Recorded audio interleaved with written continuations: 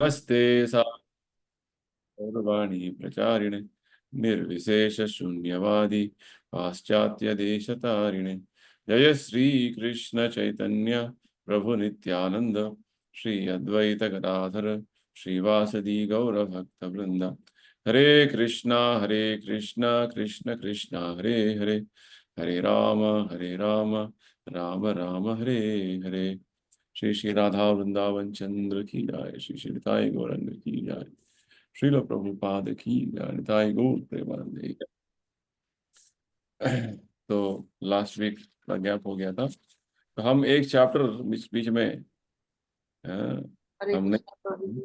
हरे कृष्णा, हरे कृष्णा, एक चैप्टर जो है हमने बीच में नहीं किया था, उसको कवर कर देंगे क्योंकि वो इम्पोर्टेंट चैप्टर है। उसमें बहुत सारे पॉइंट्स प्रभुपाद जी बताते हैं हमें, जो फिलोसफी समझने के लिए। तो हम पढ़ रहे हैं section 5, practising yoga in the modern age, आधुनिक युग में योगा अभ्यास। उसमें सब सेक्शन 5 है ना, sub section 4, sorry, Krishna consciousness yoga for the modern as. Okay, तो पहले ही इसका वीडियो सब भेज दिया गया था, आज उसको थोड़ा समझने की कोशिश करेंगे, इंपॉर्टेंट। ठीक है, so you got the right chapter everybody? अपने खोला है अपने चैप्टर को? जी। हाँ, मिला है? रिचा जी आपको मिल गया? नहीं, हाँ प्रभु जी, मिल गई। हरे कृष्णा मंत्र का जो प्रभुपाद जी आज समझाते हैं ना, उसके नेक्स्ट चैप्टर है। कृष्णा भवन सुपर कॉन्शियसनेस। नहीं नहीं नहीं। आधुनिक युग का योग। हाँ एग्जैक्टली, करेक्ट बोला आपने। हरे कृष्णा चैंटिंग हरे कृष्णा का नेक्स्ट चैप्टर है ये। लास्ट टाइम हम जब एक चैप्टर लिया था उससे पहले। Okay. Krishna consciousness, hmm, the yoga for the modern age. Correct correct, right. ठीक है, तो थोड़ा पढ़ेंगे हम, इम्पोर्टेंट है वो, because you know most of you are not there and then we skip that session.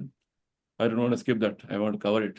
ठीक है, ठीक है, चलिए। तो फर्स्ट तो ऋचा जी आपका चैंटिंग हो रहा है? जी प्रभु जी। कितना माला कर रहे हैं? 12 राउंड्स।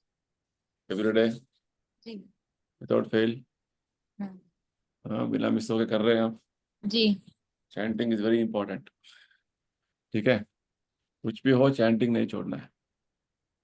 हम्म, चलिए। और भगवान को भोग लगा रहे हैं, जी।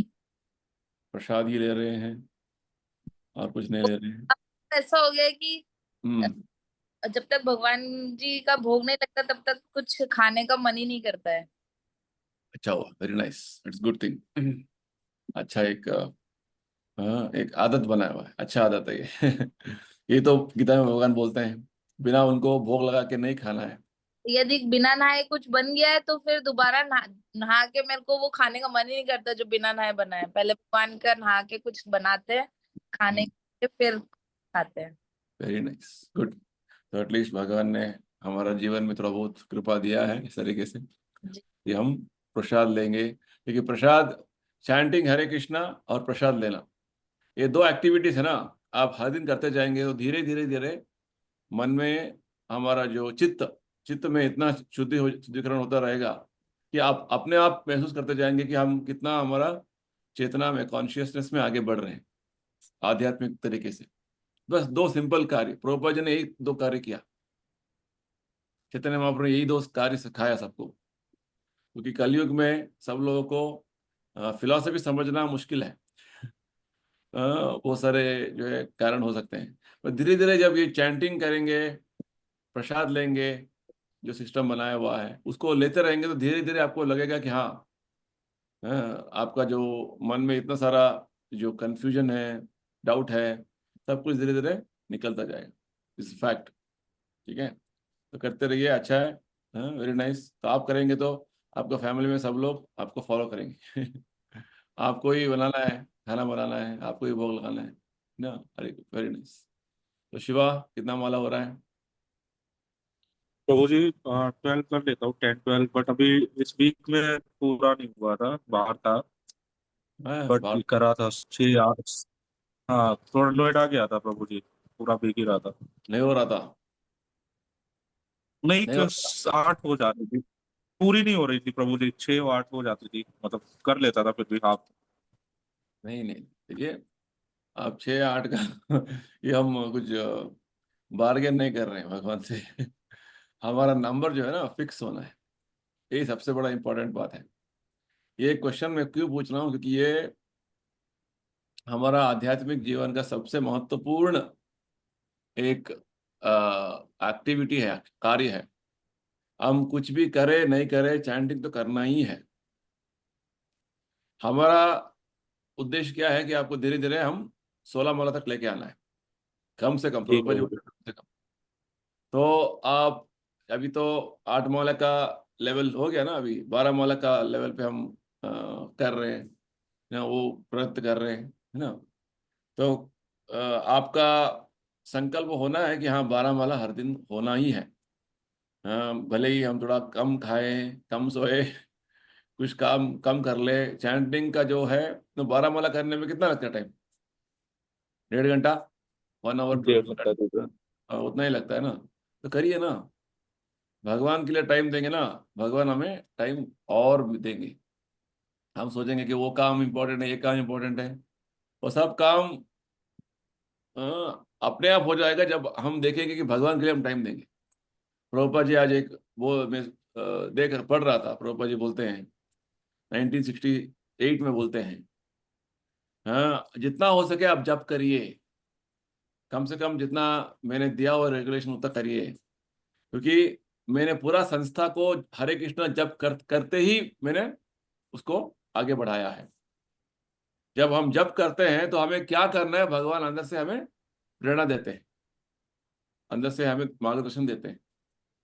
वेरी इंपॉर्टेंट है कि हम जी प्रभु सोचते जी। हैं हमारा प्रायोरिटी बदलना है। हरे कृष्णा हमारा चैंट हमारा लाइफ में इतना इंपॉर्टेंट हो जाना है, उसके बिना आज आज का दिन अधूरा है, ऐसा समझना है हमारा दिन। इसलिए सुबह कर लिया ना, पूरा दिन आप दूसरे काम के लिए फ्री हो जाओगे। सुबह जो हमारा कमिटमेंट थोड़ा बहुत हम हमारा टाइम टेबल सुबह थोड़ा ठीक कर लिया हमने, हो सके तो जब घर पे सब लोग 6 7 बजे से उठेंगे, तो हम थोड़ा जल्दी उठ गए, तो हमारा जपा हम सुबह सुबह कर लिया, तो अच्छी बात है। आप जी 4 बजे प्रभु जी। उठेंगे ना, 4 बजे उठेंगे तो 5:30 बजे तक खत्म चैंटिंग, है ना। तो ये बात है। तो कोशिश करिए, क्योंकि आपका जितना क्वालिटी टाइम आप भगवान को देंगे उतना आपके लिए फायदा है। जी प्रभु भगवान वो देख रहे हैं हमारा हमारा जो सिंसियरिटी क्या है, हमारा प्रामाणिकता क्या है, हम कितना जो है चाहते हैं कि हम भगवान आपको मैं जब करना चाहता हूँ, ये भगवान देखना चाहते हैं। भगवान के लिए कुछ कमी नहीं है। सब कुछ भगवान आत्मा राम, है ना, सब कुछ संतृप्त, वो सब सेटिस्फाइड है। हम जो कर रहे हैं ये हमारा उद्धार के लिए कर रहे हैं, ठीक है ना। ये जी हमेशा प्रभु हमारा जी। माइंड में रहना है, और कोशिश करिए कि आज से 12 माला कंप्लीट होना है, ठीक है। हाँ, जी प्रभु जी। बस सॉरी, माइंड में फिक्स हो जाना है 12 माला 12 माला 12 माला। वो जैसे माइंड में होता है ना, जैसे घंटी बजती है। बजता रहना है, 12 माला नहीं हो नहीं हो नहीं हो नहीं हो, करने करने करने करने, ठीक है। नहीं यहाँ पे तो प्रभु जी हो जाता, बट जब कहीं जाना होता वहां पे थोड़ा डिस्टरबेंस हो जाता फिर वो। हाँ, तो यही बात है ना, चैलेंज। भगवान आपको परीक्षा ले रहे हैं।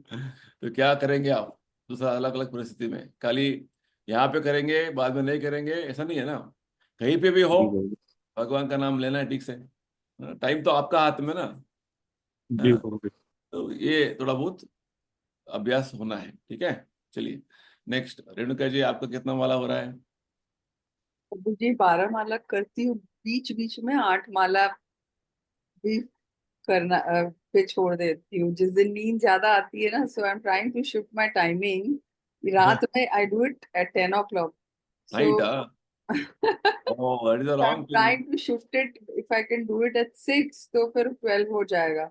So I found that lot of times when I'm feeling sleepy, I do 8 and I go to sleep. So that is a तो challenge I'm facing. नाइट में तो आपको रीडिंग करना है। हाँ, नाइट में रीडिंग करना है. तो जापा इसलिए है Otherwise ना, I'm chanting every day. सुबह जो है ना, आप सुबह सुबह करने का कोशिश करिए। सुबह जल्दी बहुत अच्छा होता है चैंटिंग। सुबह का चैंटिंग ना बहुत क्वालिटी चैंटिंग होता है, अच्छे से तो सुन सकते हैं। नहा के करना पड़ेगा ना वो 6 नो नो o'clock नो के नो, तो ऐसा I कुछ have नहीं है। to. ऐसे कुछ नहीं है नहा के करना है, ऐसे कुछ रूल नहीं नहीं है? है। You हाँ, can change clothes, brush and do it. Nothing nothing nothing, ऐसे कुछ नियम ही नहीं है।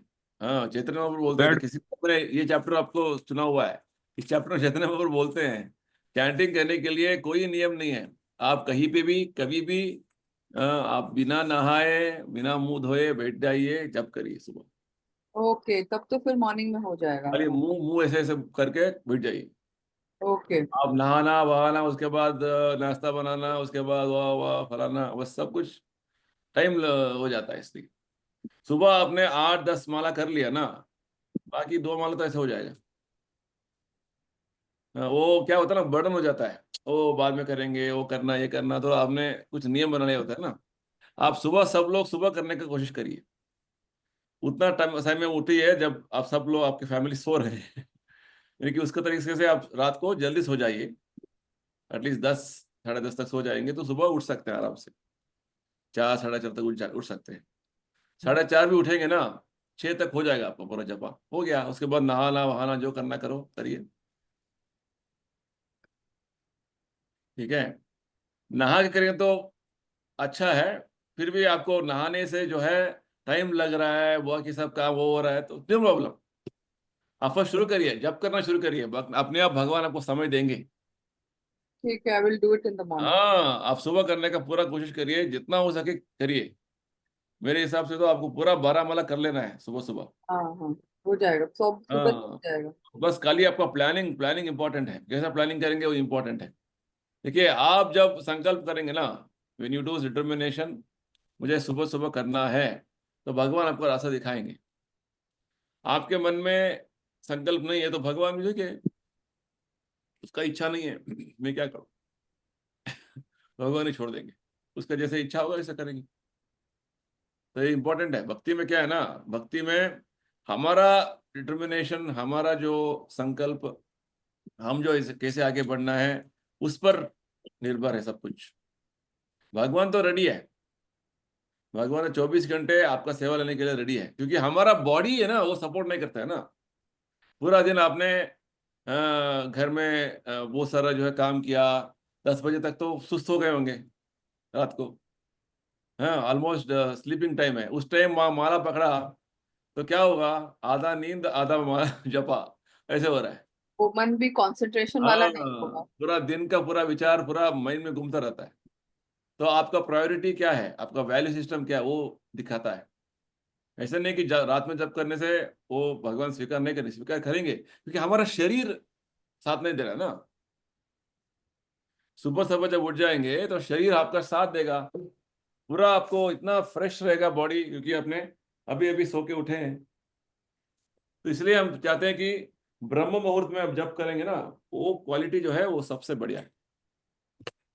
हम हमेशा ये रेकमेंड करते हैं, सुबह कर लीजिए, बाकी बाकी काम कुछ भी करते रहिए। आप देखेंगे जपा करने से सुबह सुबह आपका जो एनर्जी लेवल्स है ना, इतना बढ़िया रहेगा, आपका एफिशिएंसी लेवल्स इतना बढ़ जाएगा कि आप अपने आप, ये ट्राई करिए, you try for a week. कल से आप शुरू करिए, नेक्स्ट वीक संडे में फिर से हम इसके डिस्कस करेंगे हाँ, कि I will try from tomorrow. हाँ, एक हफ्ते आप ट्राई करिए। एक्सपेरिमेंट करने में क्या है। हम तो एक्सपेरिमेंट कर लिया इतने सालों से, हम आपको वो बोल रहे हैं हमारा एक्सपीरियंस। एक्सपेरिमेंट करना है ना थोड़ा बहुत। देखिए, हम आप जपा क्यों कर रहे हैं, इतना सारा जो है हम स्पिरिचुअल लाइफ में जो कर रहे हैं, मेनली जपा करने के लिए कर रहे हैं, हमारा जपा क्वालिटी बढ़ाने के लिए कर रहे हैं। तो ब्रह्म मुहूर्त में, विशेषकर जब सूर्योदय होने से 1.5 घंटा पहला हम उठ के रेडी होके देखिए आराम से कर सकते हैं। सुबह सुबह कोई डिस्टरबेंस नहीं रहता है, नो मोबाइल नथिंग, सब लोग सोते रहते हैं, पूरा पूरा सिटी सोता रहता है। तो हम उठ गए उस टाइम में, हम और भगवान है बस, और कोई नहीं। अब देखेंगे वो क्वालिटी जपा, और जो भगवान आपको आनंद देंगे उस जपा का, वो अलग ही आ रहा हूँ आपको।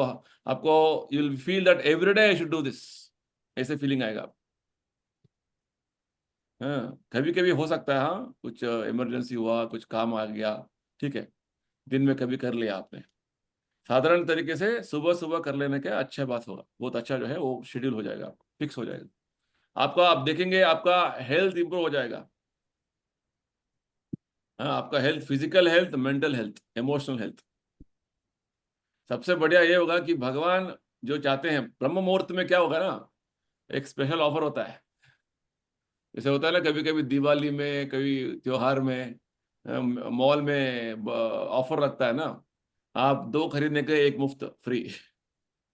हाँ, है ना। आप 10,000 का आइटम खरीदेंगे तो आपको 2,000 कैशबैक, ऐसा रहता है ना।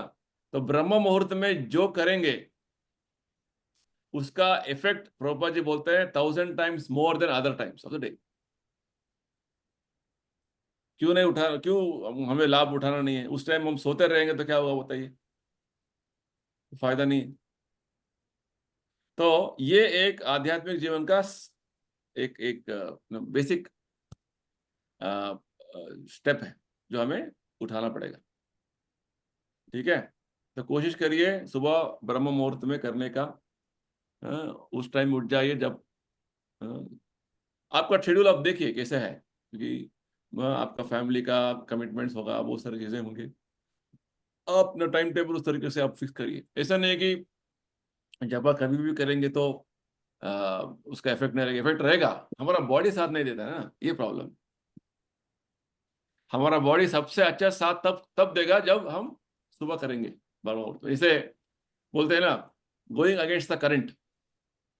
एक नदी में एक तरीके से उसका बहाव रहता है, उस बहाव में हम चलेंगे नाव में, तो क्या हुआ ऋचा जी, आराम से नाव निकल जाएगा, है ना।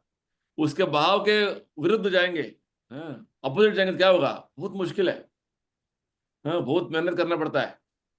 तो जैसे जैसे दिन बीतता जाएगा ना, हमारा आध्यात्मिक तरीके का जो हमारा आचरण है, वो धीरे धीरे उसका जो है इंक्लिनेशन कम होता जाएगा। क्योंकि सुबह बोलते हैं कि हमारा माइंड सत्वगुण में रहता है। सत्वगुण यानी कि very very ideal for spiritual practice. दिन में, दिन बढ़ते बढ़ते जो है रजोगुण हो जाता है, रात तक तमोगुण हो जाता है। तमोगुण यानी कि नींद, आलस्य, कल कर लेंगे, पोस्टपोन करने का जो बुद्धि, और उससे क्या होगा, काम ही नहीं बनेगा। समझ रहे हैं ना। तो दिन का भी जो है 3 गुण का प्रभाव होता है। तो इसलिए हमें फायदा उठाना है हमारा टाइम का। और भगवत सेवा करने का जो डायरेक्शन है गीता में, भागवत में, उसका पूरा फायदा हमें उठाना है। चलिए शुरू करें। फाइन। तो ऋचा जी आप पढ़िए, चेतो दर्पण मार्जनम। चेतो दर्पण मार्जनम भव महादावाग्नि निर्वापणम हम्म चंद्रिका वितरणम हम्म वधूजी आनंदाम्बुविध आनंदाम्बुधविव घर्णम प्रतिपदम पूर्णामृतास्वादनम सर्वस्नपनम परम विजय कृष्ण संकीर्तन अभियान की परम विजय कृष्ण संकीर्तनम। भगवान हम्म चैतन्य महाप्रभु ने 16 वर्ष की आयु 500 वर्ष पूर्ण नवदीप इस संकीर्तन अभियान का आरंभ किया था। ऐसा नहीं था कि उन्होंने किसी धार्मिक प्रणाली की रचना की, जैसा कि आजकल बहुत सारी धार्मिक प्रणालियों की रचना की जा रही है। वास्तव में धर्म को रचा नहीं जा सकता। धर्मम तू साक्षात भगवत प्रणीतम।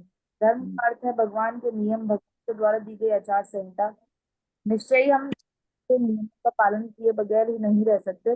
इसी प्रकार हम भगवान के नियमों का पालन किए बिना जीवित नहीं रह सकते। और भगवद गीता में भगवान कहते हैं, जब कभी कभी धार्मिक कार्यों को संपन्न करने में असंगति होती है और अधार्मिक कार्य में वृद्धि होती है, उस समय मैं प्रकट होता हूँ। हम्म भौतिक जगत में हम देख सकते हैं कि सिद्धांत को प्रदर्शित किया जाता है, क्योंकि जब कभी भी राज्य के नियम भंग किए जाते हैं तो उस समय किसी विशिष्ट राज्याधिकारी अथवा आरक्षी अधिकारी का सामान्य स्थिति लाने के लिए पदार्पण होता है। ठीक है, ठीक है। तो यहाँ पे प्रभुपाद जी हमें चैतन्य महाप्रभु के शिक्षाष्टक, चैतन्य महाप्रभु ने लिखित रूप में हमें कुछ नहीं दिया है, एक्सेप्ट 8 श्लोक दिया है। उसको शिक्षा अष्टक बोलते हैं। शिक्षा दिया है 8 श्लोकों में लिखित रूप में। उन्होंने कुछ किताब नहीं लिखा है चैतन्य महाप्रभु ने, सब उन्होंने शिक्षा जो है वर्बली जो है उन्होंने रूप गोस्वामी, सनातन गोस्वामी, अपने सभी पार्षदों को उन्होंने दे दिया। हाँ, लिखित रूप में चैतन्य महाप्रभु ने मात्र हमें 8 शिक्षा दिया है श्लोकों के रूप में, उसको शिक्षाष्टक बोलते हैं। तो प्रभुपाद जी ने यहाँ पे कोट किया है, ये फर्स्ट शिक्षाष्टक है। तो इसमें आप देखेंगे प्रभुपाद जी बोल रहे हैं, परम विजयते श्री कृष्ण संकीर्तनम। तो संकीर्तन आंदोलन का आविर्भाव चैतन्य महाप्रभु ने नवद्वीप, नवद्वीप कहाँ आता है? हाँ, बंगाल में है ना, नाडिया डिस्ट्रिक्ट, तो वहां पे आता है। तो उन्होंने शुरुआत किया। और चैतन्य महाप्रभु कौन है? हमने पढ़ा हुआ था, अध्ययन किया है। चैतन्य महाप्रभु स्वयं भगवान कृष्ण है, इस कलयुग में स्वर्ण अवतार, गोल्डन अवतार। ठीक है, तो भगवान अवतरित क्यों होते हैं इसके बारे में समझा रहे हैं प्रभुपाद जी। क्यों होते हैं भगवान अवतार? चा जी, जब मतलब जब अधर्म बढ़ता है तब भगवान अधर्म बढ़ जाता है, धर्म स्थापना करने के लिए स्वयं भगवान अवतरित होते हैं, नहीं तो अपने प्रतिनिधि को बेचते हैं। तो जैसे प्रभुपाद जी उदाहरण देते हैं, जैसे राज्य में कोई शासन में नियमों का उल्लंघन होता है, तो एक स्टेट ऑफिसर आ जाते हैं, पुलिस आ जाते हैं, ताकि फिर से कानून बनाए रखने के लिए। ठीक उसी प्रकार धर्म जो है, प्रभुपाद जी बोलते हैं, धर्म का अर्थ क्या है? धर्म यानी कि भगवान के दिए हुए नियम। हाँ, dharma means religion, codes of God और लॉस ऑफ गॉड। हाँ, जैसे ही ये लॉस ऑफ गॉड क्यों चाहिए? शिवा, भगवान ठीक हो का जरूरत क्या है समाज में?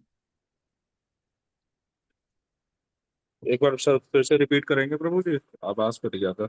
धर्म, धर्म का अर्थ है भगवान के दिए हुए नियम, कोड्स ऑफ गॉड, जी लॉस ऑफ जी। गॉड। इन नियम का जरूरत क्या है? आ, हम बेसिकली फॉलो करने के लिए हमें क्यों फॉलो करना है? जो एक अच्छे मतलब अच्छे समाज में रहने के लिए, पाप ना हो, मतलब जो कृष्ण भगवान ने बोला है, मतलब उनके उस पर चलने के लिए। धर्म के नियम अनुसरण नहीं करेंगे, सब अधर्म करेंगे। जैसे अभी पहलगाम में हुआ ना, कश्मीर में क्या हुआ? हाँ, धर्म हुआ अटैक कर अधर्म दिया हुआ? अदर। अधर्म हुआ ना। हाँ, जो निहत्थे प्रवासी लोगों को टेररिस्ट ने क्या किया, आतंकवादियों ने गोली मार दिया।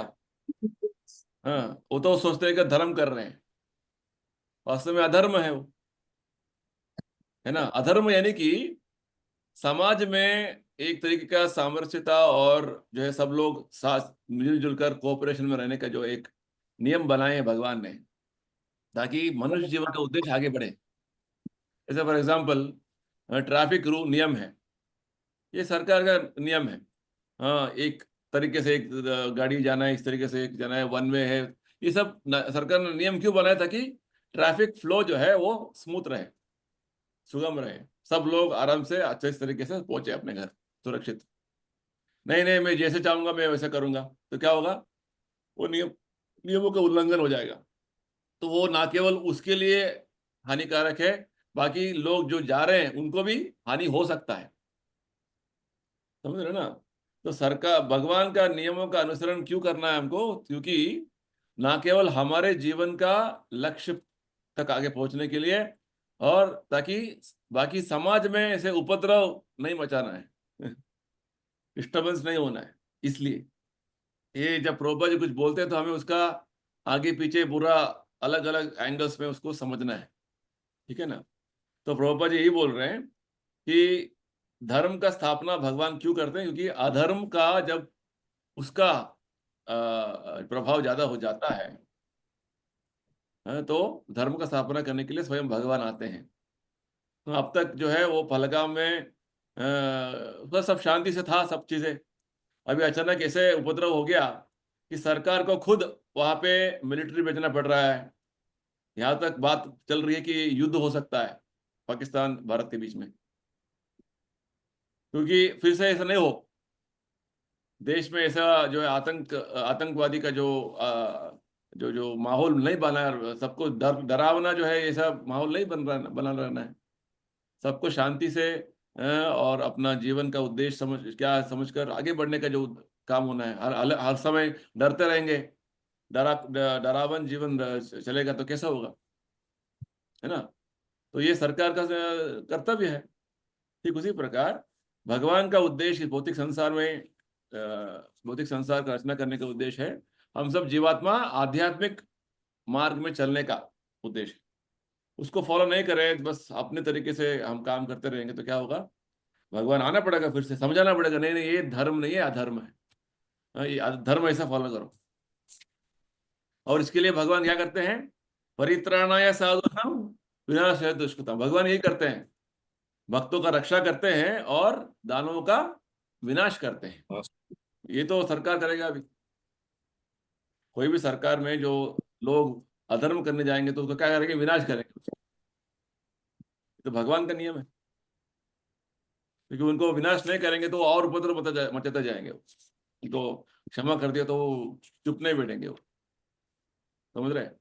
ये बात है। तो भगवत चैतन्य महाप्रभु ने एक ऐसा धर्म का स्थापना किया जहां पे संकीर्तन का स्थापना किया उन्होंने, ये समझना है। ठीक है, चलिए next. Shiva read Lord Chaitanya Mahaprabhu. Lord Chaitanya Mahaprabhu is worshipped by the Goswamis. There were 6 Goswamis: Rupa Goswami, Sanatana Goswami, Raghunatha Bhatta Goswami, Jiva Goswami, Gopala Bhatta Goswami, and Sri Raghunatha Das Goswami. There are 3 meanings of go. Go means land, go means cow, and go means senses, and Swami means his master. So Goswami means is that there were master of the senses. When one become master of the senses or Goswami, he can make progress in spiritual life. That is the real meaning of Swami. Swami means that one is not servant of the senses but master of them. बस One of बस the बस बस ये 6 गोस्वामियों का नाम याद रखना है हमको। ये 6 गोस्वामी चैतन्य महाप्रभु के डायरेक्ट डिसाइपल्स हैं। रूप गोस्वामी, सनातन गोस्वामी, रघुनाथ भट्ट गोस्वामी, जीव गोस्वामी, गोपाल भट्ट गोस्वामी, रघुनाथ दास गोस्वामी। ठीक है, ये गोस्वामी जो है 6 गोस्वामी चैतन्य महाप्रभु के समय में थे, 500 साल पहले। चैतन्य महाप्रभु ने इनको बंगाल से यहाँ भेजा वृंदावन में, ताकि वृंदावन में सब लीला स्थल लुप्त हो गए थे। उसके लिए उसको फिर से जीर्णोद्धार करने के लिए, उसका आविर्भाव करने के लिए भेजा। दूसरा, जो वैष्णव सिद्धांत है उसे स्थापना करने के लिए पूरा शास्त्रों का, क्योंकि रूप गोस्वामी सनातन गोस्वामी को चैतन्य महाप्रभु ने स्वयं शिक्षा दिया था और बोला कि आप सभी ग्रंथों का अध्ययन करिए, शास्त्रों का अध्ययन करिए, उसके आधार पर कलयुग के लोगों को जो आवश्यकता है ऐसे साहित्य दीजिए। क्योंकि वेदों का जो उनका जो साहित्य है बहुत अपार है, अगाध है। निगम कल्पतरो गलितम फलम, कि इतने सारे वेद साहित्य है कि उतना पूरा अध्ययन करके उसका क्या निर्णय है, क्या एसेंस है, समझना बहुत मुश्किल है। तो इसलिए गोस्वामियों का 2 बड़े जो उनका योगदान ये है कि वो वृंदावन में, ब्रज क्षेत्र में जितने सारा लीला स्थल है उसका जीर्णोद्धार किया, उसका आविर्भाव किया। और दूसरा, यहाँ पे जो आगे आने वाले जो पीढ़ियों के लिए उन्होंने ग्रंथ दिए, आवश्यक ग्रंथ, पूरे शास्त्रों का सार सर्वस्व दिया उन्होंने। वो अच्छी तरीके से उन्होंने समझाया हमको। ठीक है, हम पढ़ते जाएंगे, क्या है समझना, हम तो भटक जाएंगे बस क्या समझना, क्या नहीं समझना। तो हमें क्या समझना है और क्या जीवन में अनुष्ठान करना है, उसका बारे में गोस्वामी ने हमें बहुत सरल तरीके से ग्रंथ दिए हैं, साहित्य दिए हैं जो हमें अध्ययन करना है। ठीक है, तो यहाँ पे प्रभुपाद जी विशेषकर गोस्वामी का शब्द का अर्थ समझा रहे हैं। गोस्वामी का अर्थ क्या है शिवा?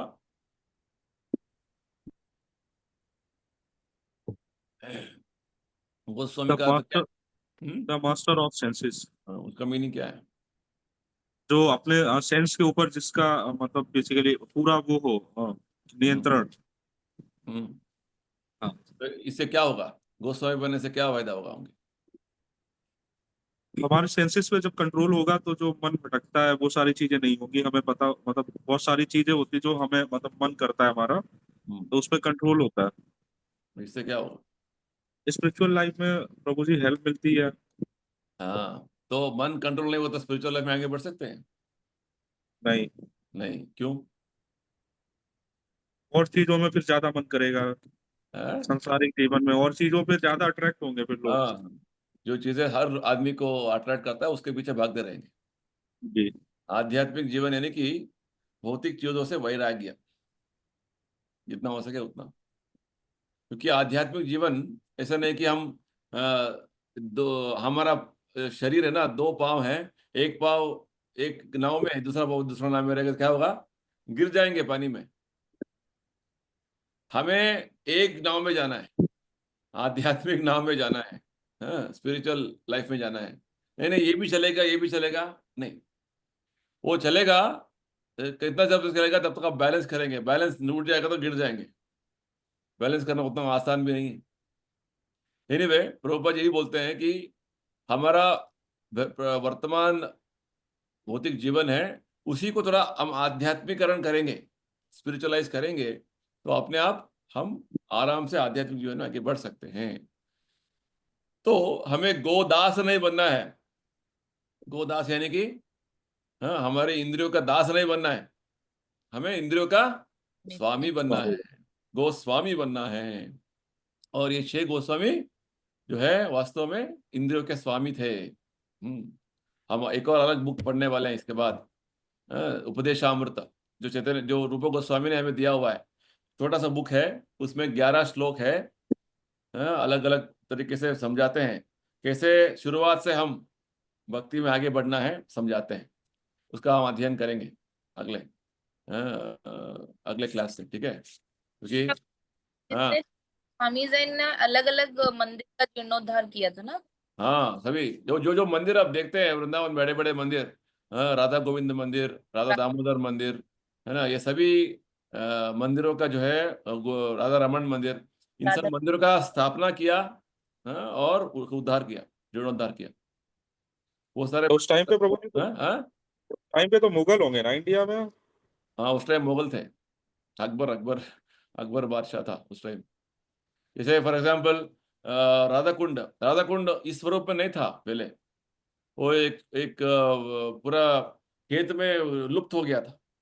चैतन्य महाप्रभु आके उसका आविष्कार किया। हाँ, उसके बाद रघुनाथ दास गोस्वामी ने उसका बहुत बड़ा जो है एक बनवाया ठीक से। जो स्वरूप आप देख रहे हैं, रघुनाथ दास गोस्वामी ने अलग अलग जो है राजा महाराजाओं का दान से उन्होंने उसको बनाया बनवाया। तो वृंदावन क्या हो गया था, वो सारे लीला स्थल जो है सब कुछ लुप्त हो गए थे। कि इतने साल हो गए ना, 5,000 साल हो गए, जंगल बन गया था, खेती हो गया था, सब बस चला गया। चैतन्य महाप्रभु ने विशेष विशेषकर इनको भेजा, ये 6 गोस्वामियों को, ताकि सभी लीला स्थलों का फिर से जीर्णोद्धार करें, आविष्कार करें और जीर्णोद्धार करें। अभी जो जो स्वरूप हम देखते हैं अलग अलग लीला स्थलों का, ये गोस्वामियों का एक एक महान योगदान है। वो नहीं बताते तो कैसे पता चलता हमको? हाँ, उन्होंने कैसे बताया? क्योंकि उनका हाँ, जो चैतन्य महाप्रभु कृपा था उन पर, शुद्ध भक्त थे। हाँ, उनको बराबर चैतन्य महाप्रभु ने कृपा दिया था कि हाँ, ऐसे करो बोल के, इसलिए हुआ। नहीं तो बस हमें वृंदावन भी साधारण तरीके का जगह से हो जाता। हाँ, क्योंकि पर वृंदावन में प्रभु जी सब जैसे भगवान आए हैं। उसमें हाँ, हाँ? क्या जो बोले? पुराना जब मतलब उसमें बताते हैं कि जो मथुरा वृंदावन था उसके बीच में यमुना जी पड़ती थी ना। यस। बट अभी जब हम जाते हैं तब तो यमुना जी पड़ती नहीं है, वो तो ऐसे ही निकल जाते हैं हम लोग हाँ, मथुरा जब जाते हैं। अभी कलयुग बढ़ रहा है तो यमुना भी घट रही है अपना सही से। हाँ। तो पहले बीच में था जो मथुरा वृंदावन में। हम्म, करेक्ट। गोकुल देखिए, गोकुल जाने के लिए हमें यमुना नदी पार करना पड़ता है। जैसे कौन है ये जो वसुदेव कारागृह से, हाँ। हाँ, मथुरा से वहां पे एक्चुअली नंदगांव तक जो जगह होता पहले, उसको वृंदावन बोलते थे। पूरा जो जगह नंदगांव से आकर अब यहाँ तक जितना है उसको वृंदावन बोलते थे, ठीक है? गोकुल सब उधर उसी पार था। मथुरा एक और जो है उसके उस पार था यमुना का। तो धीरे धीरे जो है ज्योग्राफी चेंज होता गया। अभी नंदगांव एक जगह सेपरेट हो गया, वृंदावन सेपरेट हो गया, ऐसे। हाँ, तो ऐतिहासिक जो है हमारा जो रिकॉर्ड्स में है, शास्त्रों में ही बोलते हैं कि पूरा जगह को वृंदावन बोलते थे।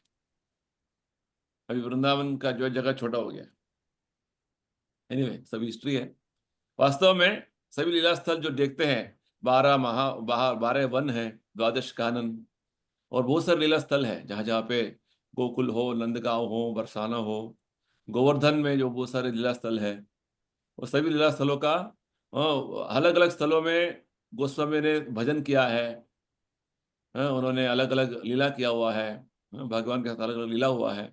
वो सभी इन गोस्वामी के माध्यम से हमें सब चीजें, सब धाम प्रकट हुआ है। ये इंपॉर्टेंट है। धाम तो था, धाम तो हमेशा रहेगा। वो प्रकट करने का जो विशेष जो योगदान है, गोस्वामी के माध्यम से हमें हुआ। ठीक है ना? चलिए नेक्स्ट, रेणुका जी आप पढ़िए। One of these six Goswamis, Rupa Goswami, was the head, and he compiled a nice verse in honor of Lord Chaitanya Mahaprabhu. He says, Anarpita Karim Charim Chirat Karuna Yavatirna Kalo. Shall I read this full thing? Samar Payutam हाँ, read, read. Punna Tojo Val सभक्तिम Striyam Hari Purata Sundara Dyut Kadamba Sandipita Sada Hriday Kandhare Sprut. You cannot pronounce Sprutu read read read. Sandana Kalo कंदरेश पुरतु व सची नंदन। हाँ, yes. इसको explain करते हैं अभी प्रभुपाद जी। हाँ, बताइए। Kalam means this age of Kali, the iron age, which is very much contaminated, an age of quarrel and disagreement. Rupa Goswami says, in this age of Kali, when everything is disagreement and quarrel, you have descended to offer the highest love of God. Samarpatyum Rasam, and not only the topmost, but a very brilliant rasa or transcendental humor. Purata Sundara Dyuti, your complexion is just like gold, like the luster of gold. You are so kind that I bless everyone. The Goswamis can bless because they are masters of the senses. And this form of the Lord Chaitanya Mahaprabhu, may always remain dancing in everyone's heart. When Rupa Goswami first met Lord Chaitanya Mahaprabhu at Prayag, Lord Chaitanya was chanting and dancing in the street, Hare Krishna, Hare Krishna. At that time also Rupa Goswami offered one prayer, Namo Maha Vadanyaya Krishna Prema Pradayate. Oh, you are the most magnificent of all incarnations because you are distributing love of Godhead. Krishna Prema Pradayate, Krishnaya Krishna Chaitanya Namane Gaura Tuse Nama. You are Krishna himself, because if you were not Krishna, you could not distribute Krishna Prema or love of God. For love of Krishna is not so easily acquired, but you are distributing this love freely to everyone. In this way, the Sankirtan movement was inaugurated in Bengal, India, in Navadvip. In this sense, the Bengalis are very fortunate that in their country this movement was inaugurated by Lord Chaitanya, who predicted Prithvite Ache Yata Nagaradi Grama Sarvatra Prachara Habe Mora Nama. In all the villages and towns all over the world, everywhere, this Sankirtan movement will be preached. That is his prediction. So by the बस बस बस बस बस, तो बंगाली आपको पढ़ना था ना। पृथ्वी ते अच्छा आता नगर आदि ग्राम आचे, अच्छा I'll पृथ्वी ते आचे यत नागरोदी ग्रामो then सर्वत्र प्रचार होइबे मोरात नम. हाँ तो बंगाली है। हाँ, अच्छा, I thought ये भी संस्कृत है. नहीं, सब बंगाली है। Okay. बंगाली बोल रहे हैं। हाँ, तो यहाँ पे रूप गोस्वामी, उन्होंने जो है देखिए पूरा शास्त्रों का निर्णय बता रहे हैं। क्या बोल रहे हैं? चैतन्य महाप्रभु के बारे में बोल रहे हैं, प्रार्थना कर रहे हैं। जिस जो बहुत सारे अवतार होते हैं, अवतार क्यों होते हैं? धर्म का स्थापना करने के लिए, अधर्म को समाज से निकालने के लिए। हाँ, यदा यदा ही धर्म से ग्लानिर्भवति भारत, जब अधर्म बढ़ जाता है, धर्म का लुप्त हो जाता है, तो भगवान स्वयं आते हैं। तो बहुत सारे अवतार आते हैं, परंतु ये जो अवतार आए हैं, चैतन्य महाप्रभु का अवतार है कलौ, कलयुग में। कलयुग को क्या बोलते हैं? Iron age. अंग्रेजी हिंदी में क्या बोलते हैं? कली इंग्लिश हिंदी में क्या बोलते हैं आयरन एज को? आयरन एज, लो युग। लोह युग। हाँ, लोह युग ना। तो ये युग का जो लक्षण क्या है? कलह कपट, है ना। कलह कपट, ये दो लक्षण है कलयुग का। तो डिसएग्रीमेंट, क्वारल, हिपोक्रेसी। तो ऐसे युग में चैतन्य महाप्रभु, जो कोई भी अवतार ने सबसे श्रेष्ठ, हाईएस्ट, जो जो बेनिफिट देना है समाज को, मानव समाज को, वो देने के लिए आए हैं। वो क्या है? समर्पितो उन्नतो जो रसाम सभक्ति श्रियम। ना केवल सबसे श्रेष्ठतम, और प्रभुपाद जी बोलते हैं very brilliant, top most brilliant रसा, ट्रांसेंडेंटल ह्यूमर, उन्नत उज्ज्वल रसा।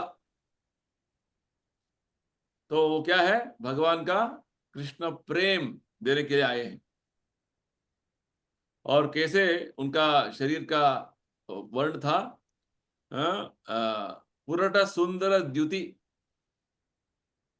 हरि पुरट सुंदर द्युति, यानी कि उनका शरीर का वर्ण क्या है? गोल्डन, है ना। तप्त कांचन गौरा, गौरांगी, राधा रानी को गौरांगी बोलते हैं क्योंकि उनका गौर वर्ण। तो जैसे सोने जैसा चमकता है, इस तरीके का शरीर था चैतन्य महाप्रभु का। और तो यहाँ पे बोल रहे हैं रूप गोस्वामी, जिस बहुत सारे अवतार आए हैं, परंतु ये जो भगवान कृष्ण का जो अवतार चैतन्य महाप्रभु, ये मानव समाज को इतना श्रेष्ठतम जो एक एक त्योहार, एक उपहार देने के लिए आए हैं, सॉरी उपहार देने के लिए आए, गिफ्ट देने के लिए आए हैं, जो किसी अवतार ने नहीं दिया। वो क्या है? सबसे श्रेष्ठतम जो उन्नत रस, जो चैतन्य महाप्रभु बोलते हैं कि चैतन्य महाप्रभु का जो अवतार हुआ है, हमें हर जीवात्मा का सबसे हाईएस्ट, टॉप मोस्ट ये रस अनुभव जो है कृष्ण प्रेम का कृपा देने के लिए आए हैं। तो नेक्स्ट रूपा जी, रूप गोस्वामी का एक और प्रार्थना बोलते हैं। प्रयाग में रूप गोस्वामी ने एक प्रार्थना किया था।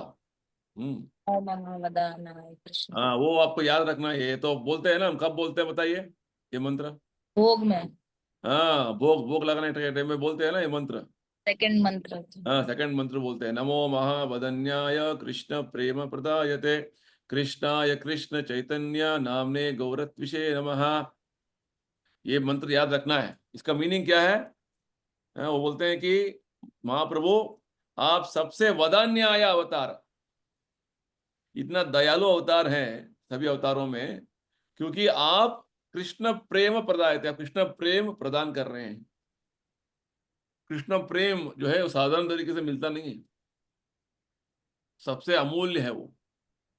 हाँ, तो क्योंकि भगवान चैतन्य महाप्रभु ने ये देने के लिए आए सबको, उसका योग्यता है नहीं है वो देखते नहीं है, सबको ये देने के लिए आ गए। जैसे एक बहुत बड़ा धनी व्यक्ति सबको बांट रहे हैं 1-1 करोड़ रुपए। हाँ, वो उसका योग्यता है नहीं है नहीं देख रहे, बस सबको बांट रहे हैं। उसको क्या बोलते हैं? महावदन्याय, मोस्ट मैग्नानिमस, मोस्ट बेनिफिशिएंट। तो चैतन्य रूप गोस्वामी बोलते हैं, आप कृष्णा ही हो, कृष्णाय चैतन्य महाप्रभु, आप कृष्णा ही हो, कृष्ण चैतन्य नाम में आप आए हैं, अवतरित हुए हैं, केवल कृष्ण प्रेम को बांटने के लिए आए हैं। हाँ, श्री कृष्णाय कृष्ण चैतन्य नाम ने गौरत विषय नमः। गौरत विषय, आपका त्वचा जो है गौरा, गौर वर्ण में है जो है, ऐसे आप अवतरित हुए हैं, ऐसे अवतार को मेरा नमस्कार। ठीक है, ये चैतन्य महाप्रभु है। इसे इसलिए ये चैप्टर इंपॉर्टेंट है, इसलिए मैंने ये चैप्टर लिया फिर से समझने के लिए। तो चैतन्य महाप्रभु उन्होंने संकीर्तन का उद्घाटन किया। चैतन्य महाप्रभु स्वयं भगवान के अवतार हैं, और चैतन्य महाप्रभु का जो आराधना है, वर्शिप है, गोस्वामियों ने किया। गोस्वामी हमेशा चैतन्य महाप्रभु का स्मरण करते थे, क्योंकि स्वयं भगवान कृष्ण के अवतार थे। और ये चैतन्य महाप्रभु कौन है? चैतन्य महाप्रभु भगवान कृष्ण के ऐसे अवतार हैं जो किसी अवतार ने, स्वयं भगवान कृष्ण भी इसे नहीं दिया, हमको कृष्ण प्रेम नहीं दिया। भगवान कृष्ण ने बोला मुझे फर्स्ट तुम शरणागत हो, सर्वधर्मान परित्यज्य, मुझे सरेंडर हो जाओ, बस उतना ही बोला भगवान ने। चैतन्य महाप्रभु क्या बोला? ना ना ना, मुझे आपको मैं कृष्ण प्रेम दूंगा। ये तो सबसे हाईएस्ट है। हाँ, तो इसे समझने के लिए थोड़ा एग्जाम्पल दूंगा आपको, ताकि थोड़ा अच्छे से बैठेगा माइंड में। आप एक आदमी से मिले हो, उस आदमी को आप उतना जानते नहीं होंगे, तो बस केवल ऑफिशियली जो है मिल गया, मिल लिया, बस बात हो गया, हाँ आप कैसे हो, आप कैसे, ठीक है। चैतन्य महाप्रभु ऐसा है कि आपने मिल लिया और चैतन्य महाप्रभु उन्होंने अपना पूरा पर्सनल बातें बता लिया, सीक्रेट बता दिया, मेरे पास इतना खजाना है, आप ले लो, ये चाबी ले लो और पूरा खजाना ले लो। हाँ, तो ये बात है। चैतन्य महाप्रभु ने, हाँ, बस केवल जीवात्मा का योग्यता है नहीं है वो नहीं देख रहे हैं, तब वो पता है उनको क्या देख रहे हैं कि सब जीवात्मा वास्तव में, हाँ, मेरे अंश है, वो भूल गए हैं बस। उन्हें योग्य अयोग्य बनने का कोई जो है बात ही नहीं है। सबको कृष्ण प्रेम बांटो, इसलिए उनको बोलते हैं महावदन न्याय अवतार, मोस्ट म्यूनिफिशिएंट ऑफ ऑल इनकारनेशंस। ये बात हमें हमेशा याद रखना है। चैतन्य महाप्रभु साधारण अवतार नहीं है, कलयुग में वो आकर सबको जो है कृष्ण प्रेम का प्रदान कर रहे हैं। जो साधारण तरीके से बड़े बड़े योगी साधु जन्म जन्मांतर में उसे प्राप्त करने के लिए बहुत कठिन तपस्या करते हैं। स्वयं भगवान कृष्ण क्या बोलते हैं गीता में? बहुनाम जन्मनाम अंते ज्ञानवान माम प्रपद्यते। कोटि कोटि जन्मांतर के बाद क्या है, एक व्यक्ति को यह समझ आएगा कि भगवान कृष्ण सर्व कारण कारणम है, तभी वो भगवान के प्रति शरणागत होता है। तो ऐसे विषय में आजकल के लोग जो है इतना अधर्मी हो गए हैं, भौतिकता में इतना जो मग्न हो गए हैं, ऐसे लोगों को महाप्रभु आके कृष्ण प्रेम दे रहे हैं।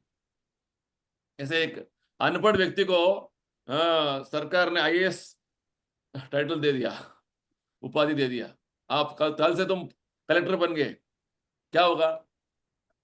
लोग सोचेंगे कैसे हो गया ये, ऐसा बात है। तो हमारे पास योग्यता नहीं है, फिर भी चैतन्य महाप्रभु आके हमें कृष्ण प्रेम देने के लिए आए हुए हैं। और हमसे क्या चाहते हैं? केवल हम हरे कृष्णा मंत्र बोले, बस इतना बोलने से हमें चैतन्य महाप्रभु कृष्ण प्रेम दे रहे हैं। तो इस तरीके से चैतन्य महाप्रभु का एक भविष्यवाणी क्या था? मेरा नाम हर नगर ग्राम, नगरादि ग्राम, पृथ्वी के हर नगर ग्राम में मेरा नाम प्रचार होगा। किसका नाम? चैतन्य का नाम, भगवान कृष्ण का नाम। तो प्रभुपाद जी उसके बारे में बताएंगे भी नेक्स्ट। हाँ, बोलिए बोलिए ऋचा जी, पढ़िए।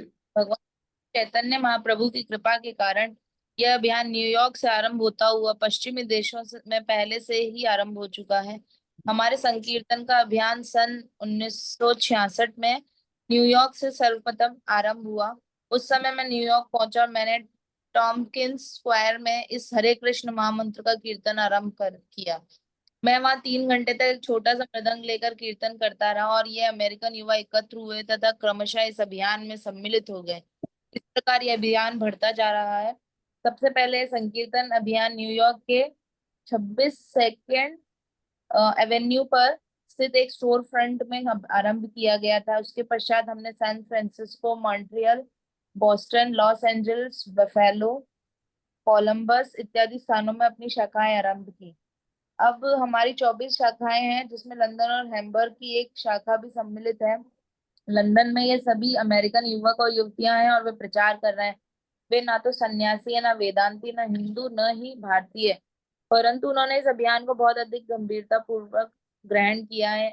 यहाँ तक कि लंदन टाइम्स में एक लेख इस शीर्षक के साथ प्रकाशित हुआ, कृष्ण कीर्तन के द्वारा लंदन विस्मित। तो अब हमारे अभियान में अनेक व्यक्ति हैं। मेरे सभी शिष्य कम से कम इस देश में अमेरिकन और यूरोपियन हैं। वे कीर्तन कर रहे हैं, नृत्य कर रहे हैं और बैक टू गॉडहेड नामक पत्रिका का वितरण कर रहे हैं। अब हमने अनेकानेक ग्रंथ प्रकाशित किए हैं, भगवत गीता यथारूप, भगवान श्री चैतन्य महाप्रभु का शिक्षामृत, ईशोपनिषद इत्यादि। ऐसा नहीं है कि यह हरे कृष्ण अभियान केवल एक भावुक अभियान है। आप यह ना सोचें कि ये युवक किसी धार्मिक भावुकता अथवा उन्माद के कारण नृत्य कर रहे हैं। जी नहीं, हमारी पृष्ठभूमि सर्वोच्च दार्शनिक एवं ब्रह्म विद्या से संबंधित है। बस बस बस, ठीक, वेरी नाइस। तो प्रभुपाद जी स्वयं इसका एक माध्यम बने, एक निमित्त बने चैतन्य महाप्रभु के आंदोलन को पूरा विश्व में प्रचार करने में। प्रभुपाद जी वही बोल रहे हैं, एक एक सबूत दे रहे हैं। देखिए ऑलरेडी चैतन्य महाप्रभु का जो भविष्यवाणी साकार हो रहा है। किसे? हाँ, ऑलरेडी हमने न्यूयॉर्क में 1966 में 66, है ना, तो हमने शुरू कर लिया है। और अभी लगभग 1970 तक 24 ऐसे ऐसे ब्रांचेस बन गए हैं यूरोप में, अमेरिका में। और यहाँ पे हमारे जो भक्त हैं, कोई वेदांती नहीं है, हिंदू नहीं है, भारतीय नहीं है, सन्यासी नहीं है, बस सभी गृहस्थ है।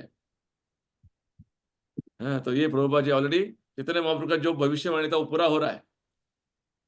हर नगर ग्राम में चैतन्य महाप्रभु का नाम प्रचार होगा। ये अभी प्रभुपाद जी के माध्यम से ये साकार हो रहा है।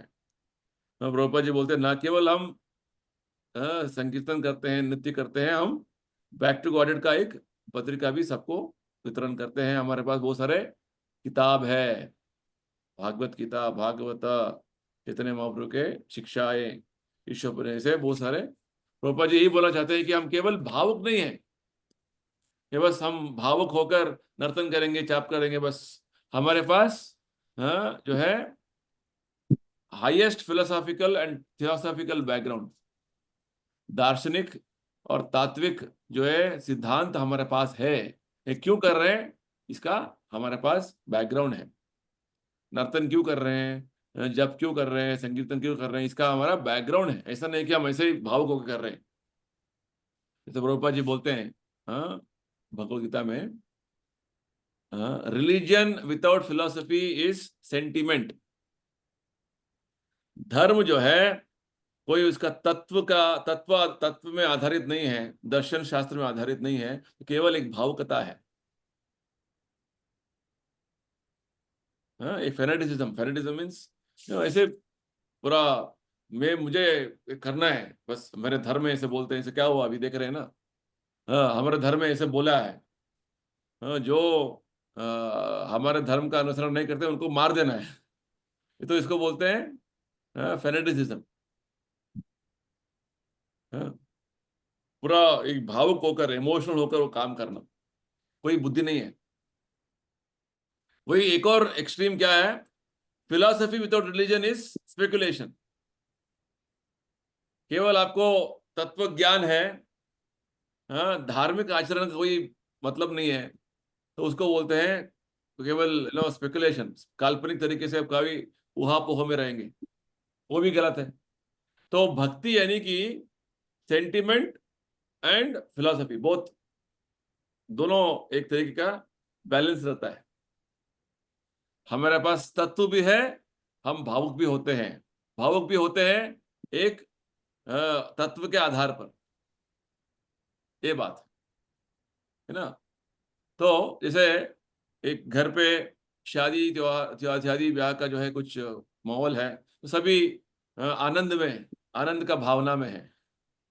एक घर पे किसी का मृत्यु हो गया है तो सब लोग दुखी है, ये भी एक भावना है। ऐसा नहीं कि घर पे मृत्यु हुआ है सब लोग जश्न मना रहे हैं, अरे मर गया अच्छा बात हो चलो, ऐसे होता है क्या? नहीं ना। तो हमारा सेंटिमेंट इमोशन जो है सिचुएशन के आधार पर होता है। हमारा साधारण लाइफ का जो एक्सपीरियंस में भी कोई व्यक्ति, कोई मर गया उस घर पे, और वो बहुत खुशी खुशी में वो त्योहार मनाएगा, क्या लोग क्या बोलेंगे, क्या कर रहे हैं इसको, इनको कुछ भी एक भी उनका सेंसिटिविटी नहीं है, उनको ऐसे बोलेंगे ना। तो ये बात है। तो our sentiments should be with a proper understanding. हम जो भावुक होते हैं, भावनाएं होते, सेंटिमेंट्स होते हैं, वो एक आधार पर होना है, एक तत्व पर होना है। ये बात रूपा जी समझाने के। ठीक है, नेक्स्ट रीड शिवा। सर इसमें पेज मिसिंग है इसके बाद, कौन से पेज? 175 से 182। अरे बाप रे कैसे मिस हो गया इतना सारे? ये तो पूरा चैप्टर मिस पता नहीं सर, रिपीटेड है उसके बाद, मतलब 7-8 पेज हैं वो रिपीट कर दिए। हो गया आपको। चलिए, no problem. Shall I read? आप आप पढ़िए। An illustration, let us consider Chaitanya Mahaprabhu. While he was preaching, he went to Benares. He sent the seat of Mayavati sannyasis. Mayavadi sannyasis. The followers of Sankaracharya are mostly seen in Benares. When Chaitanya Mahaprabhu was there, he was chanting and dancing. Some of the people very much appreciated this, and so he quickly became famous. One prominent sannyasi, Prakasananda Saraswati, leader of many thousands of Mayavadi sannyasis, was informed, "Oh, from Bengal, one young sannyasi has come. He is so nicely chanting and dancing." Prakasananda Saraswati was a great Vedantist and he did not like the idea. He said, "Oh, he is a pseudo sannyasi. He is chanting and dancing, and this is not the business of a sannyasi. A sannyasi should always engage himself in the study of philosophy and the Vedanta." Then one of the devotees who did not like the remarks of Prakasananda Saraswati came back and informed Lord Chaitanya that he was being criticized. So the devotee arranged a meeting of all the sannyasis, and there was a philosophical discussion on the Vedanta between Prakasananda Saraswati and Lord Chaitanya Mahaprabhu. These accounts and philosophical discussions are given in our teachings of Lord Chaitanya. It is remarkable that Prasananda himself with all his disciples became Vaishnavas. Similarly, Chaitanya Mahaprabhu had a great discussion with Sarva Bhauma Bhattacharya, the greatest logician of at that time. He was also Mayavadi, impersonalist, and he was also converted. So Chaitanya Mahaprabhu's movement is not mere sentimentalism. There is a very rich background of one wants to understand this Sankirtan movement through philosophy and logic.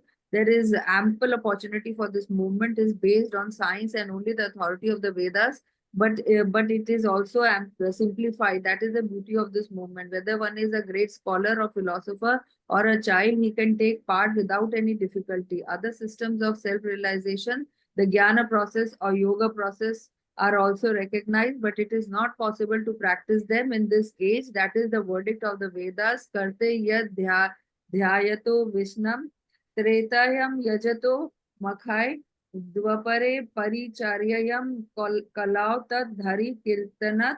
This is from Srimad Bhagavatam. In the Satyug, the golden age, it was possible to execute the meditation process. For instance, Malviki Muni meditated for 60,000 years to get perfection. But where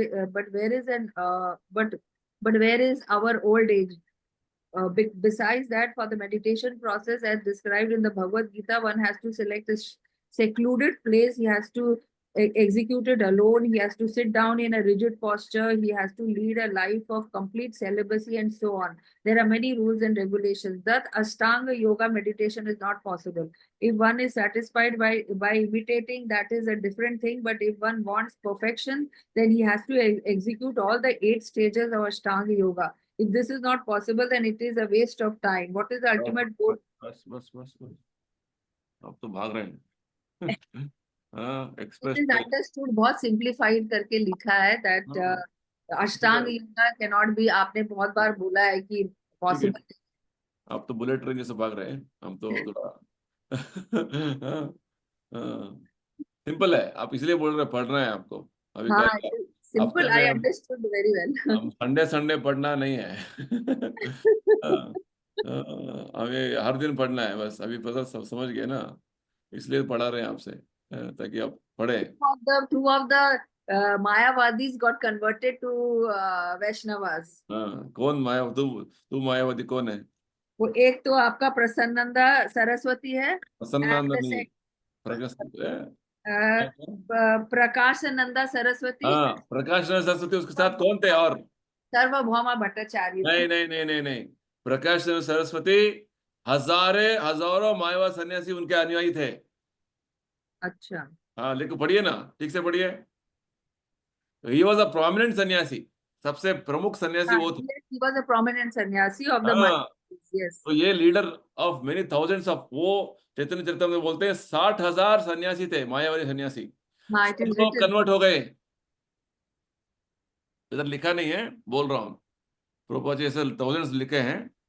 तो 60,000 मायावादी सन्यासी जो प्रकाशानंद सरस्वती उनके leader थे, सब लोग convert हो गए। क्यों? क्योंकि चैतन्य महाप्रभु ने उनको तात्विक और जो है वेदों के आधार पर पूरा समझाया उनको। वो क्यों कर रहे हैं, वो क्यों नर्तन कर रहे हैं, वो क्यों कीर्तन कर रहे हैं, कि वो चैतन्य महाप्रभु वही कर रहे थे, नर्तन कर रहे थे और कीर्तन कर रहे थे। हाँ, तो ये मायावादी को जो है ना, उनको कीर्तन नर्तन से बहुत जो है उनको अच्छा लगता नहीं है, नफरत है। हाँ, ठीक है, इसलिए हम देखेंगे रामकृष्ण आश्रम वाले कीर्तन नर्तन नहीं करते, शांति शांति शांति करते हैं। ठीक है, ये चैतन्य महाप्रभु ने अलग ही कर लिया, क्योंकि ये वेदांत का यही निर्णय है। तो मायावती सोचते हैं ऐसा करना जो है सन्यासी के लिए गलत है, सन्यासी ऐसा नहीं करना है, वो तो हमेशा उनको वेदांत अध्ययन करना है, ऐसे सोच रहे थे। तो ये जो प्रकाशानंद, ये नाम याद रखना है आपको, प्रकाशानंद सरस्वती। देखिए इस चैप्टर में ऑलरेडी हमने 3 श्लोका पढ़ लिया है जो इंपॉर्टेंट है। पहले जो चेतो दर्पण मार्जनम, इसको थोड़ा बायहार्ट करना है आपको। ठीक है, ये श्लोका जो है शिक्षाष्टक का पहला श्लोका है। अच्छा, ये शिक्षाष्टक का पहला श्लोका है। और नेक्स्ट है महो नमो महावदन्याय, जो भोग मंत्र बोलते हैं ना, दूसरा वाला ये। और तीसरा है पृथ्वी ते यथा आच नगरादि ग्राम, ये वाला श्लोक भी याद करना है। प्रभुपाद जी इसको बार बार कोट करते रहते हैं। और यहाँ पे जो है 2 नाम बताए गए हैं, एक है प्रकाशानंद सरस्वती और उनके सन्यासी, हजारों सन्यासी। इनका मुलाकात कहाँ हुआ? Where did Chaitanya Mahaprabhu meet the sannyasis, Mayavadi sannyasis? कहाँ पे इनका मुलाकात हुआ?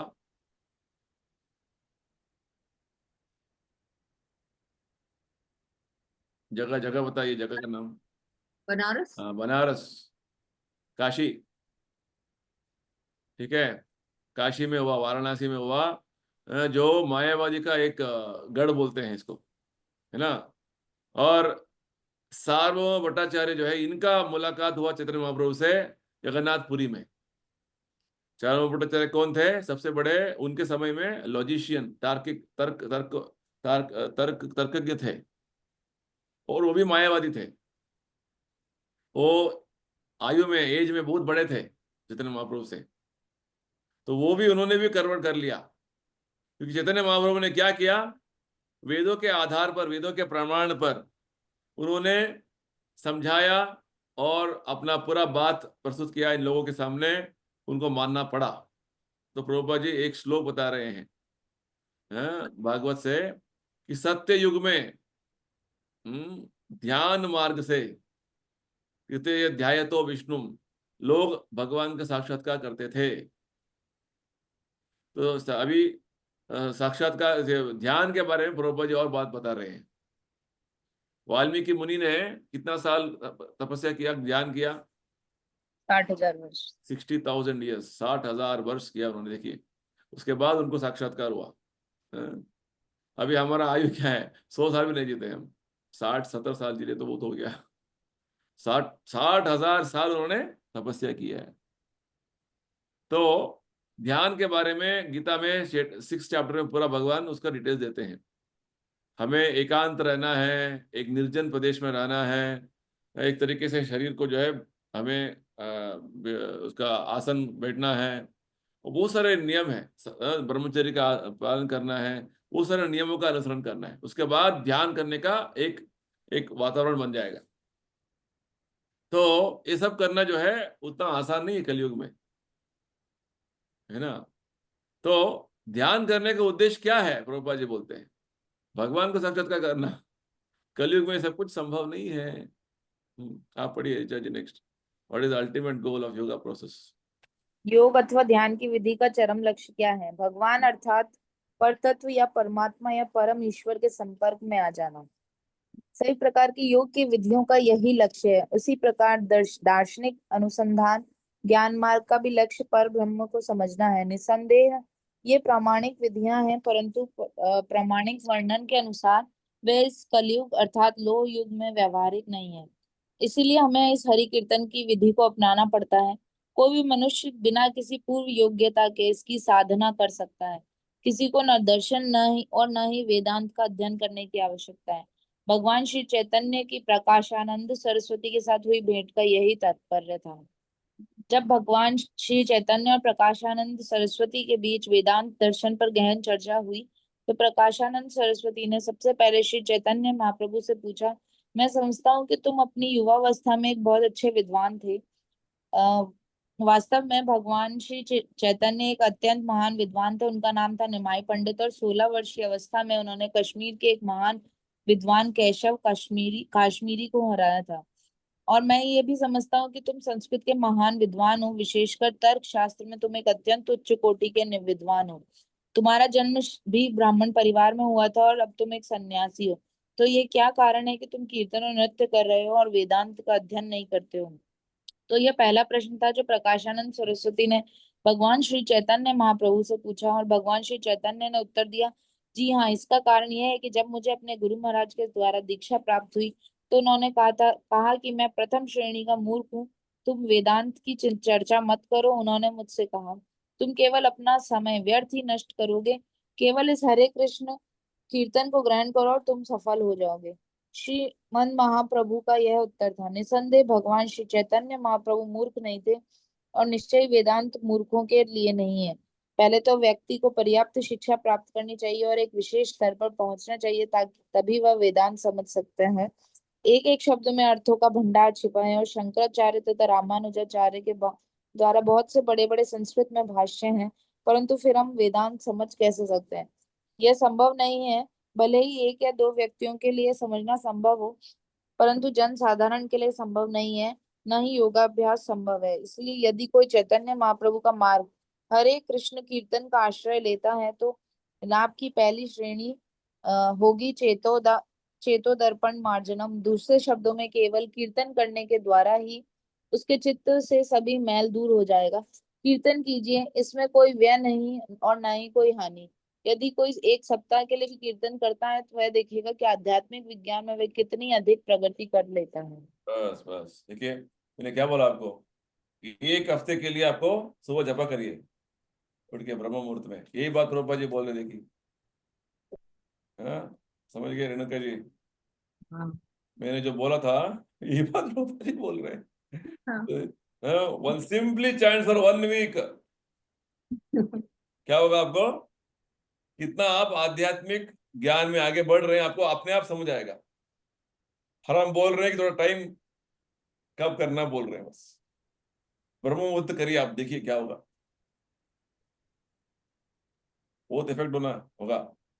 तो अभी चैतन्य प्रभुपाद जी पहले जो श्लोक बताया था उन्होंने शिक्षाष्टक का, चैतन्य महाप्रभु का, उसका अभी एक्सप्लेनेशन करने वाले धीरे धीरे। चेतो दर्पण मार्जनम क्या है, उसका मीनिंग क्या है बता रहे हैं। तो प्रभुपाद जी इतना अच्छा बता रहे हैं कि पूरा ध्यान करने का उद्देश्य क्या है, भगवान का साक्षात्कार करना है ना, भगवान के साथ अपना संबंध फिर से जागृत करना है।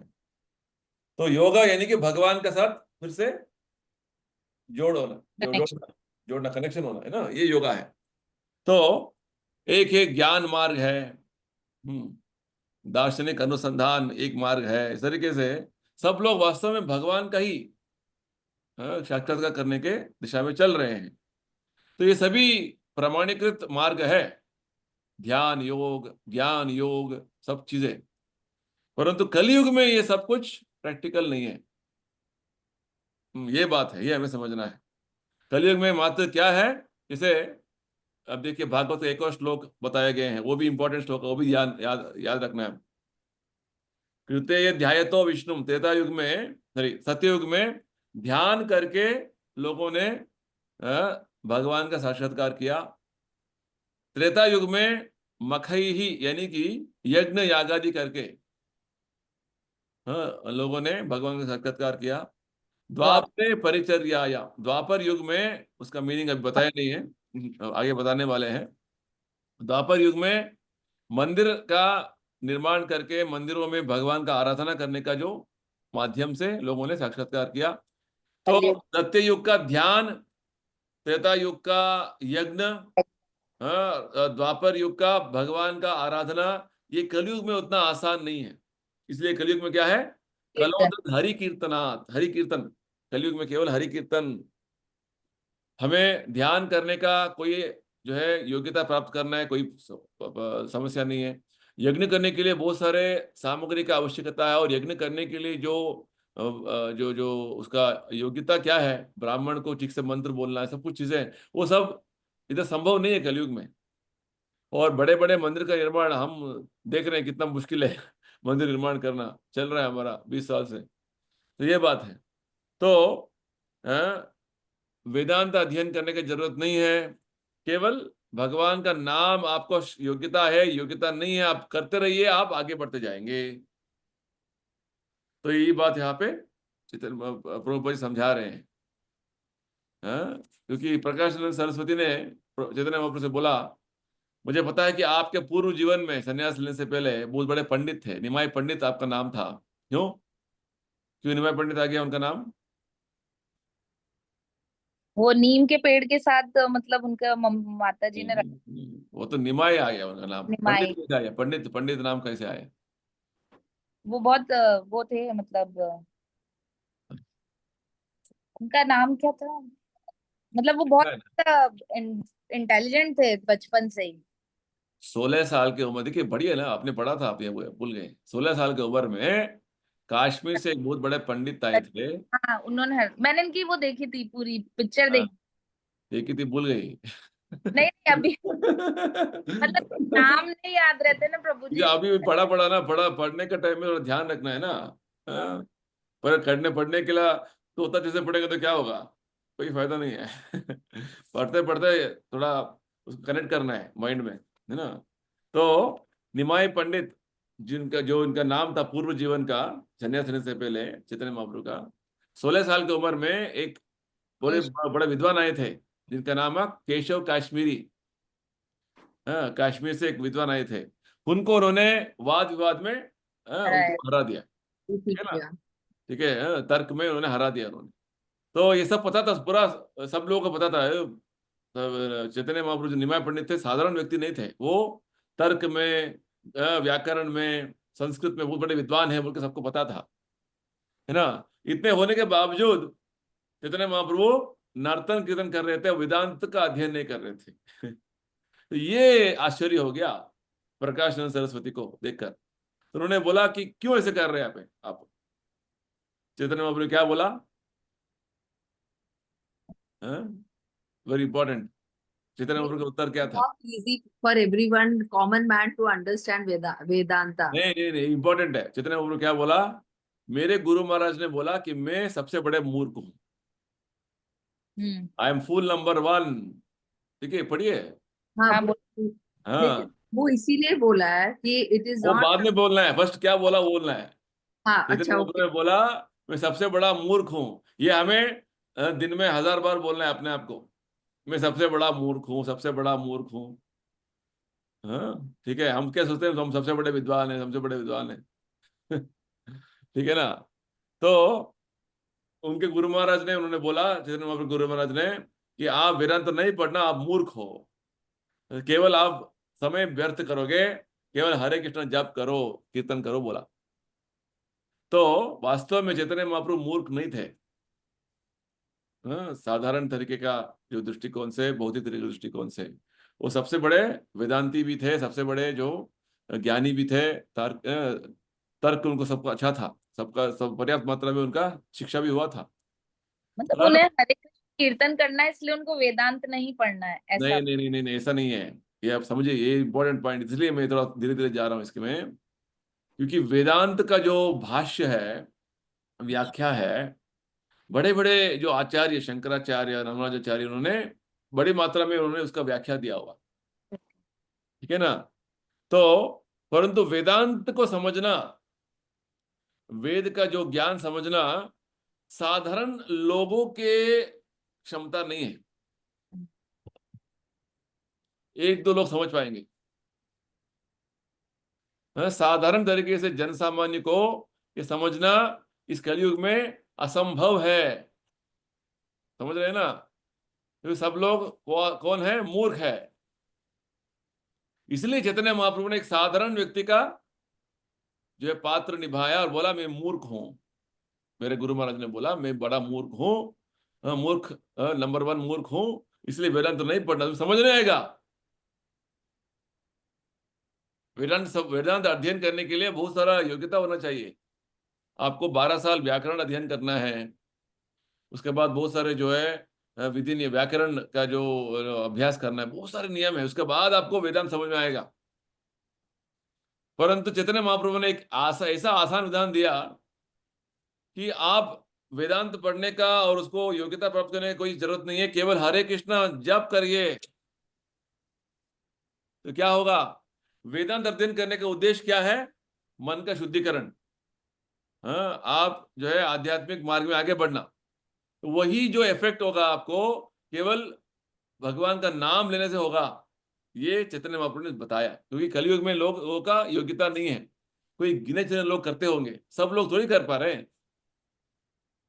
सब लोगों को क्या है, केवल हरे कृष्ण जप करिए तो क्या होगा।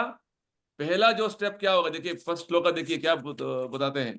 चेतो दर्पण मार्जनम, ये पहला इंस्टॉलमेंट है। क्या इंस्टॉलमेंट है? हाँ, हमारे मन में जितने सारा कलमश है, गंदे चीजें बैठे हैं, वो केवल भगवान का नाम जप करने से, कीर्तन करने से वो धीरे धीरे मार्जनम यानी कि वो स्वच्छ हो जाएगा। हमारा हमारा जो चित्त मन बुद्धि को जो है दर्पण के साथ तुलना किया हुआ है। दर्पण में बहुत सारा धूल बैठा है, तो आप अपने आप को नहीं देख पाएंगे ना। आपके जो है आपका आप अपने शरीर को नहीं देख पाएंगे, उधर पूरा धूल बैठा हुआ है। जैसे जैसे हमारा मन का अंदर शुद्धिकरण हो जाएगा, क्यों? जब भगवान का नाम लेंगे तो मन शुद्धिकरण हो जाएगा, और धीरे धीरे क्या होगा, मैं कौन हूं, मैं क्यों आया हूं, मेरा उद्देश्य क्या है जीवन में, इस तरीके से हमें स्पष्ट होता जाएगा। इसलिए प्रभुपाद जी बोलते हैं इसके लिए कोई आपको खर्च करने की जरूरत नहीं, नो एक्सपेंडिचर नो लॉस।